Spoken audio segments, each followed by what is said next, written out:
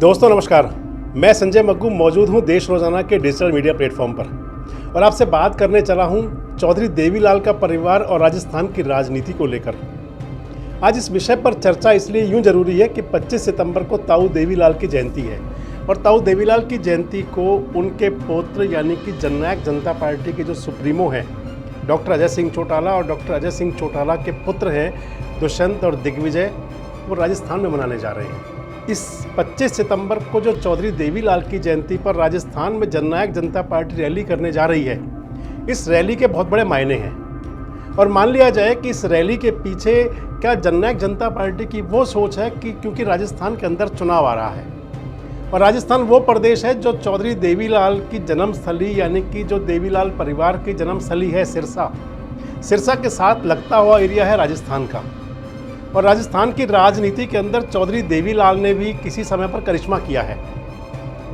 आपसे बात करते हैं सिलसिलेवार तरीके से कि आखिर किस प्रकार से सिरसा, राजस्थान और चौधरी देवीलाल परिवार का जो तालमेल बना वो कैसे बना और आखिर जननायक जनता पार्टी को क्या उम्मीदें हैं राजस्थान से और किस लिहाज से जननायक जनता पार्टी राजस्थान से वो उम्मीद कर रही है।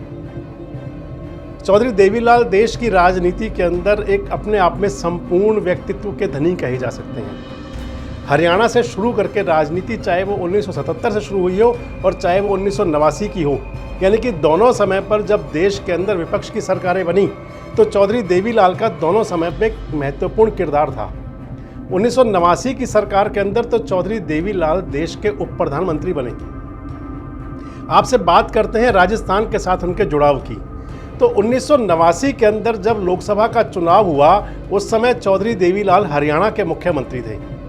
पूरे देश के अंदर घूम घूम करके उन्होंने विपक्ष को लामबंद किया था और 1989 के चुनाव में कांग्रेस के नेतृत्व के खिलाफ, कांग्रेस की सरकार के खिलाफ एक तरह से वीपी सिंह के नेतृत्व में जनता दल ने जो एक मोर्चा खोला था, उस मोर्चे के एक बड़े सारथी चौधरी देवीलाल भी थे। और चौधरी देवीलाल ने 1989 के अंदर देश की 3 लोकसभा सीटों से चुनाव लड़ा था। पहली सीट हरियाणा की रोहतक थी, दूसरी पंजाब की फिरोजपुर थी और तीसरी सीट थी राजस्थान की सीकर। तो मैंने आपको जो कहा कि राजस्थान का और चौधरी देवीलाल परिवार का क्या नाता है, क्या मोल भाव है, क्या राजनीति के अंदर दोनों का जो जुड़ाव है राजस्थान और देवीलाल परिवार का वो क्या है, तो आप यहाँ से समझिए कि 1989 में जब संसद की राजनीति के अंदर, केंद्र की राजनीति के अंदर और कांग्रेस के खिलाफ एक मजबूत गठबंधन बनाने को लेकर चले थे चौधरी देवीलाल, तो उस समय उन्होंने राजस्थान से अपनी राजनीति को एक नई धार दी थी। 3 लोकसभा सीटों से चुनाव लड़े, मैंने आपको पहले ही बताया कि राजस्थान का सीकर, पंजाब का फिरोजपुर और हरियाणा का रोहतक। तो चौधरी देवीलाल उस चुनाव के अंदर 2 लोकसभा सीटों से चुनाव जीत गए थे और पंजाब की फिरोजपुर से चुनाव हार गए थे, यानी कि रोहतक और सीकर दोनों जगह से सांसद बने थे। रोहतक की लोकसभा सीट चौधरी देवीलाल ने छोड़ दी थी, उपचुनाव हुआ था और सीकर से चौधरी देवीलाल सांसद रहे थे और सीकर से सांसद रहते हुए देश के कृषि मंत्री भी बने और देश के उप प्रधानमंत्री भी बने। और उसी समय से, क्योंकि चौधरी देवीलाल के सारथी हुआ करते थे डॉक्टर अजय सिंह चौटाला, मान लिया जाए कि डॉक्टर अजय सिंह चौटाला का जो राजनीति में पदार्पण ठीक से हुआ वो 1980 में हुआ और 1989 के अंदर जब चौधरी देवीलाल जहां राजस्थान के सीकर से सांसद बने तो वहीं डॉक्टर अजय सिंह चौटाला राजस्थान में ही दातारामगढ़ विधानसभा सीट है, वहां से वो विधायक बने। चौधरी देवीलाल ने सीकर से डॉक्टर बलराम जाखड़ को चुनाव हराया था। डॉक्टर बलराम जाखड़ जो कांग्रेस के हैवीवेट नेता माने जाते थे। इस समय सुनील जाखड़ जो बीजेपी के प्रदेश अध्यक्ष हैं, उनके पिता थे बलराम जाखड़। और चौधरी देवीलाल ने राजस्थान की राजनीति के अंदर अपना वो सिक्का जमाया था बलराम जाखड़ को हराने के बाद में, और उसके बाद 1989 में अपने पौत्र यानी कि अजय सिंह चौटाला को दातारामगढ़ से विधायक बनवाया और 1993 में नौहर से विधायक बने। राजस्थान की नौहर विधानसभा सीट है, वहाँ से विधायक बने अजय सिंह चौटाला, यानी कि 2 बार राजस्थान के असेंबली में डॉक्टर अजय सिंह चौटाला विधायक चुने गए। उसके बाद ना उन्होंने वहाँ से शायद कोई चुनाव लड़ा और ना कभी वहाँ से कोई चुनाव जीते या हारे। बाद में चौधरी देवीलाल का परिवार पूरी तरह से हरियाणा का होकर रह गया और हरियाणा के अंदर डॉक्टर अजय सिंह चौटाला ने कई बार चुनाव लड़े, जीते भी और हारे भी। और अब जबकि 2024 चल रहा है, एक बार फिर से 2024 के अंदर, जैसे उस समय 1989 के अंदर कांग्रेस के खिलाफ एक गठबंधन बना था, उसी प्रकार आज बीजेपी के खिलाफ गठबंधन बन रहा है। जब उस समय गठबंधन जब बना था तो उस गठबंधन के अंदर कांग्रेस के खिलाफ बीजेपी थी, और आज जब गठबंधन बन रहा है तो बीजेपी के खिलाफ कांग्रेस धुरी बन रही है। अब मान लिया जाए कि उस चुनाव के लिए, यानी कि जो 2024 में होना है, तो क्या जननायक जनता पार्टी राजस्थान के अंदर अपने लिए कोई स्थान तय कर रही है, कोई स्थान ढूंढ रही है, या कोई राजस्थान की राजनीति में अपने लिए कोई सेफ सीट ढूंढ रही है? दावा तो यूं किया जा रहा है कि जननायक जनता पार्टी राजस्थान के अंदर 24-25 विधानसभा सीटों पर चुनाव लड़ने की तैयारी में है, लेकिन जो राजनीति के जानकार हैं वो लोग ये कहते हैं कि इस बहाने से जननायक जनता पार्टी यानी कि दुष्यंत चौटाला और अजय सिंह चौटाला भारतीय जनता पार्टी के शीर्ष नेतृत्व पर यह दबाव बनाना चाहते हैं कि उनको भी राजस्थान के अंदर कुछ ना कुछ हिस्सा दे दिया जाए। यानी कि किसी प्रकार से, जैसे हरियाणा में जननायक जनता पार्टी और बीजेपी के गठबंधन की सरकार चल रही है, यहाँ तो पोस्ट इनका गठबंधन हुआ यानी कि चुनाव के बाद, तो जननायक जनता पार्टी की जो सियासी लोग मानते हैं कि कहीं ना कहीं ये भी तैयारी है, ये भी सोच है कि कोई छोटा मोटा गठबंधन हो जाए और कुछ सीटें मिल जाए जिन पर वो चुनाव लड़ लें।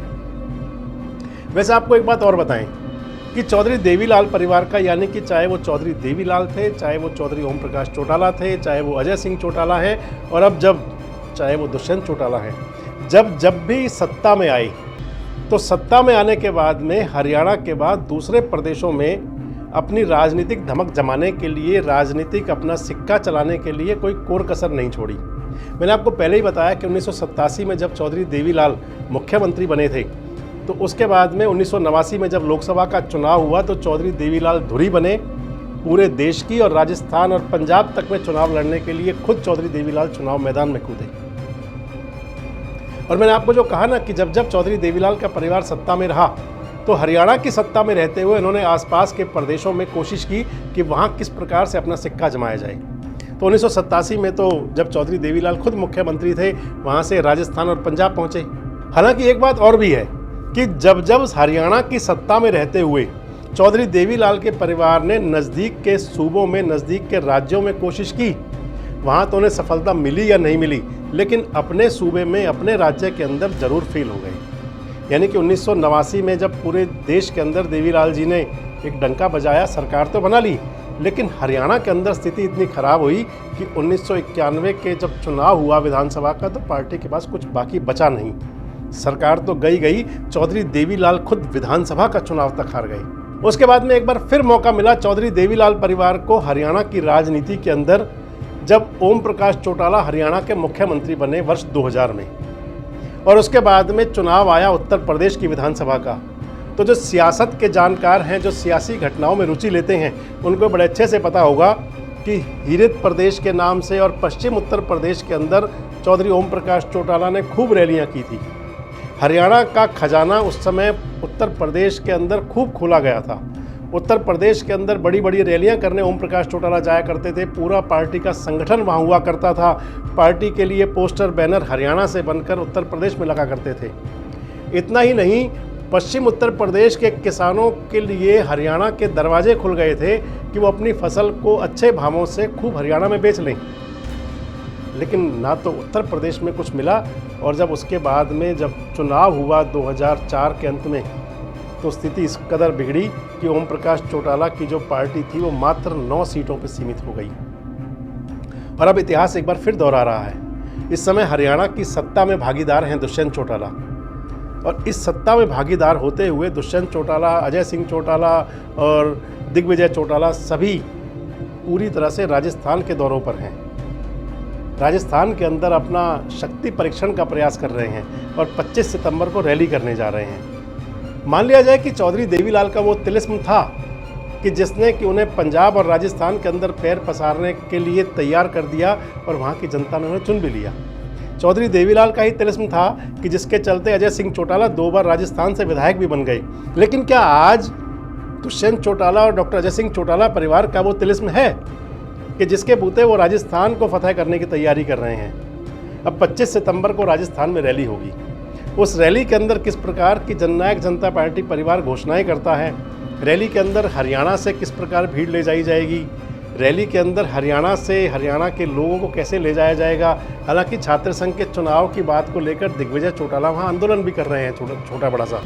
हालांकि राजस्थान में छात्र संघ के चुनाव की मांग को लेकर दिग्विजय चौटाला वहां पर आंदोलन भी कर रहे हैं। लेकिन इसके बावजूद क्या मात्र 3-4 महीने की तैयारी में राजस्थान के अंदर अपनी कोई जगह बना पाएगा जननायक जनता पार्टी का परिवार, यानी कि अजय सिंह चौटाला का परिवार, और या फिर वही कंडीशन होगी जो 2004 में उत्तर प्रदेश के चुनाव से पहले हुई थी। नज़र आपकी भी रहेगी, जिज्ञासा आपकी भी होगी कि जानने की आखिर राजस्थान क्या करता है और जननायक जनता पार्टी चौधरी देवीलाल का परिवार वहाँ क्या करता है, और जानकारी हम भी आपको देते रहेंगे। आपको एक बात और साथ साथ जोड़ते चलें, जहाँ जननायक जनता पार्टी रैली करने राजस्थान में जाएगी तो वहीं राजस्थान के एक बड़े नेता हैं हनुमान प्रसाद बेनीवाल, वो इंडियन नेशनल लोकदल की रैली में कैथल में आएंगे। अब इस प्रकार का जो इस परिवार का, चौधरी देवीलाल के परिवार का जो आपसी खींचतान है, और इसके बाद जननायक जनता पार्टी का राजस्थान में जाना क्या राजनीति में नए रंग लाएगा, क्या नए राजनीतिक नए समीकरण बनेंगे, जिज्ञासा आपकी भी होगी। कोशिश हम भी करेंगे कि समय समय पर आपको सटीक जानकारी दें। बस जुड़े रहें हमारे साथ, देखते रहें देश रोजाना। हमारे साथ जुड़े रहने के लिए देखते रहिए देश रोजाना का YouTube चैनल सब्सक्राइब कीजिए। साथ ही देश रोजाना की खबरें सबसे पहले देखने के लिए प्रेस कीजिए बेल आइकन।